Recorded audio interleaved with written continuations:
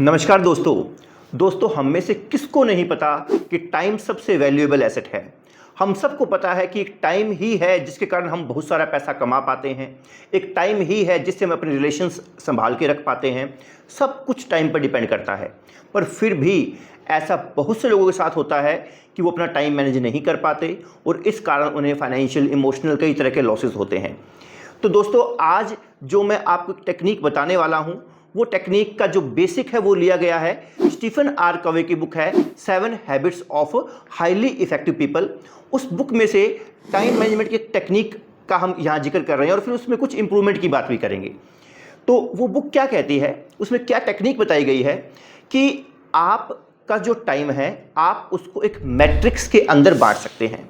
आप एक 2x2 के एक मैट्रिक्स बना लीजिए और जो आपकी एक्स एक्सिस है, एक एक्सिस पे आप लिखिए कि जो आप काम करने जा रहे हैं उसकी अर्जेंसी क्या है, अगर वो अर्जेंट है या नहीं है, ये डिसीजन आपने एक एक्सिस पर लेना है। और दूसरी तरफ आप उसकी इंपॉर्टेंस लिखिए, वाई और एन। 4 डब्बे बन गए, 4 बॉक्सेस बन गए। अब अगर कोई ऐसा काम है जो ना तो अर्जेंट है और ना ही इंपॉर्टेंट है, तो स्टीफन आर कवे कहते हैं कि ऐसे काम को तुरंत छोड़ दो। आपने हर काम इन 4 बॉक्सेस में कहीं ना कहीं फॉल करवाना है। ऐसा काम जो ना तो अर्जेंट है ना इंपॉर्टेंट है, आप उसे उसी वक्त ड्रॉप कर दो, ड्रॉप इट। सेकंड, ऐसा काम जो अर्जेंट तो है लेकिन इंपॉर्टेंट नहीं है। ऐसा काम जो अर्जेंट तो है लेकिन इंपॉर्टेंट नहीं है, आप उस काम को डेलीगेट कर सकते हो। और थर्ड, ऐसा काम जो अर्जेंट नहीं है लेकिन इंपॉर्टेंट बहुत ज़्यादा है, वो काम आपको खुद को ही करना चाहिए, लेकिन अभी अर्जेंट नहीं है ना, तो आप उसे शेड्यूल कर दीजिए। आप उसे आगे एक टाइम देके उस पर्टिकुलर टाइम में उसे पूरा कीजिएगा। और लेकिन ऐसा काम जो अर्जेंट भी है और इम्पोर्टेंट भी है, उसे आप तुरंत कर दीजिए। देखिए कितनी हाईली इफ़ेक्टिव चीज़ है ना। अगर आपके सारे काम इस मैट्रिक्स में बंटे होंगे तो आपका जो डिसीजन आएगा वो सबसे बेस्ट आएगा।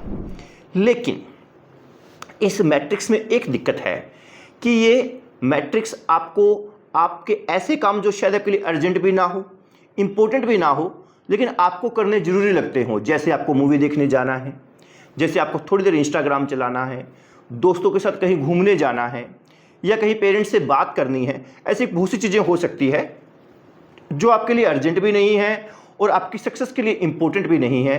तो क्या हम ऐसे काम नहीं करेंगे?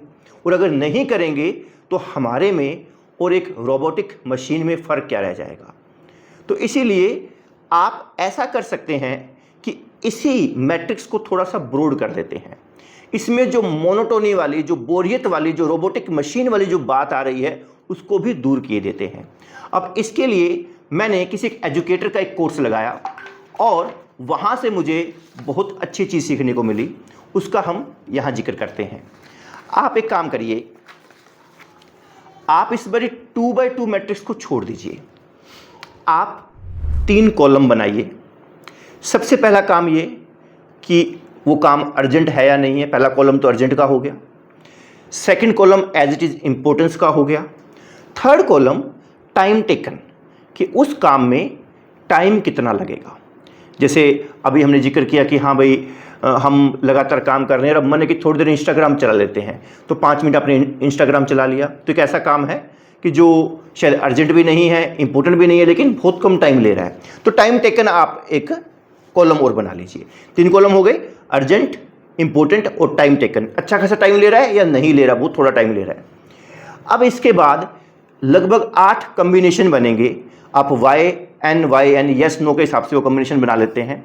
सबसे पहली रो कि ऐसा काम जो ना अर्जेंट है, ना इंपॉर्टेंट है और ना ही उसमें ज़्यादा टाइम लग रहा। एन जैसे अभी जिक्र किया ना, इंस्टाग्राम, 5 मिनट इंस्टाग्राम चलाना है या 5 मिनट व्हाट्सएप चलाना है या 5 मिनट कोई छोटी वीडियो देखनी है, तो ये हम फर्स्ट कैटेगरी में रख सकते हैं। इसका एग्जाम्पल हो गया Instagram, Facebook, like that. Second column, urgent नहीं है, इंपॉर्टेंट नहीं है, लेकिन टाइम टेकन, यस, टाइम लगेगा उसमें। जस्ट इसका रिवर्स, लेट्स सपोज आप कह रहे हो कि मुझे मूवी देखने जाना है, मैंने नेटफ्लिक्स का कंटेंट लगातार एक्सप्लोर करना है, मैंने यूट्यूब पे कोई लंबी वैसे ही कोई वीडियो देखनी है, या इंस्टाग्राम आधा घंटा घंटा 2 घंटा चला ही रही है, लगातार चला रहे हैं, तो ये सेकंड कैटेगरी में फॉलो हो जाएगा। इस हिसाब से next, urgency no, importance yes, time taken no, NYN। इसमें आप अपना एग्जाम्पल दे सकते हैं, कॉल टू पेरेंट्स। आप कह सकते हैं ना कि पेरेंट्स को कॉल करना जरूरी अभी नहीं है, हाँ इंपॉर्टेंट है और ज़्यादा टाइम भी नहीं लगेगा, तो कॉल टू पेरेंट्स इस कैटेगरी में फॉल कर सकता है। Next category, urgent no, important yes, time taken yes. ऐसा काम जो अभी अर्जेंट नहीं है लेकिन हाँ इंपॉर्टेंट है और उसमें टाइम भी लगेगा। एग्जाम्पल की जैसे एक्सरसाइज करना, स्टडी करना, रीडिंग करना बुक्स की, जो आपकी स्किल को बढ़ाती है, आपकी हेल्थ का ध्यान रखते हैं, मेडिटेशन करना, ये सब चीज़ें इसमें फॉल कर सकती है कि जो अभी इसी वक्त करना अर्जेंट नहीं है लेकिन आपको उसके लिए टाइम भी लगेगा और आपके लिए इंपॉर्टेंट भी है।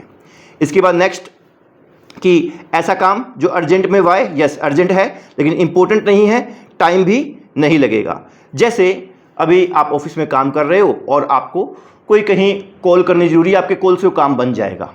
हल्की सी कॉल करनी है, आपके काम के लिए जरूरी नहीं है लेकिन वैसे जनरली किसी रिलेशन के लिए या किसी और काम के लिए आपको कॉल कर दोगे तो काम फटाफट किसी का बन जाएगा, तो ये अर्जेंसी में आप फॉल कर सकते हो, लेकिन ना तो इम्पोर्टेंट है और ना ही उसमें टाइम लगेगा।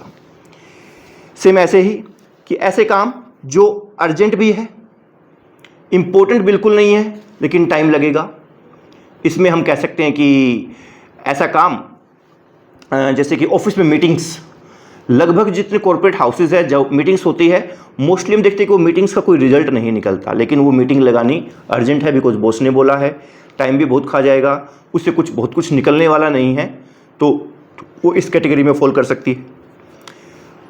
इसके बाद ऐसा काम जो अर्जेंट भी है, इम्पोर्टेंट भी है लेकिन टाइम उसमें ज़्यादा नहीं लगेगा। एग्जाम्पल कि आपने क्लाइंट को फ़ोन करना है, आपने कोई 2 मिनट की कोई बात करनी है या कोई विश करना है क्लाइंट को या कुछ भी ऐसा जो बस 5-7 मिनट काम फटाफट खत्म हो जाएगा और बहुत ज़रूरी है, इंपॉर्टेंट भी है लेकिन टाइम ज़्यादा नहीं लग रहा, तो वो इस कैटेगरी में फॉलो हो जाएगा। लास्ट, ऐसा काम जो अर्जेंट भी है, जिसमें टाइम भी लगेगा और इम्पोर्टेंट भी है, तो जैसे हम कहते हैं ना कि भाई एकदम कोई हेल्थ क्राइसिस आ गया या फिर कोई इमोशनल कोई क्राइसिस आ गया, कोई फाइनेंस क्राइसिस आ गया, तो अब तो हमारे पास और कोई रास्ता नहीं है, भले ही उसमें टाइम लगे, अभी ज़रूरी है, इंपॉर्टेंट भी बहुत ज़्यादा है, वो आपको करना ही करना पड़ेगा। इस हिसाब से आपको दिख रहा होगा 8 रो बन गई है, 8 कम्बिनेशन बन गए हैं। आपको अब देखना है कि आपके जो काम हैं इन कम्बिनेशंस में कहाँ फॉल करते हैं और आपने इसके हिसाब से डिसीजन लेना है कि हाँ मेरा सारा दिन किस तरह की एक्टिविटीज़ में जाता है। एक रास्ता और भी है कि जो आपके काम के सबसे इम्पोर्टेंट 8 घंटे या 6 घंटे या 4 घंटे हैं, आप उसमें पहले वाली मैट्रिक्स लगाओ, वही 2x2 वाली, कि आप कहते हो भाई इन 4 घंटों में, 6 घंटों में, 8 घंटों में मुझे कोई फालतू का काम नहीं करना, मुझे इस मैट्रिक्स के हिसाब से ही चलना है। हाँ, बाकी जो टाइम बच गया वो आप इस कैटेगरी के हिसाब से, इस मैट्रिक्स के हिसाब से कर सकते हो, या सब कुछ आप इस मैट्रिक्स के हिसाब से करो, सेकंड वाली मैट्रिक्स के हिसाब से करो, लेकिन कितना टाइम आपने अर्जेंट और इम्पोर्टेंट काम पे स्पेंड किया, कितना टाइम आपने नॉन इम्पोर्टेंट काम पे स्पेंड किया, कहीं ना कहीं आप उस फर्स्ट मैट्रिक्स पे जाके अपने इस मैट्रिक्स के कामों को डाल के देखो भाई कहीं आपने बहुत ज़्यादा समय व्यर्थ तो नहीं गंवा दिया।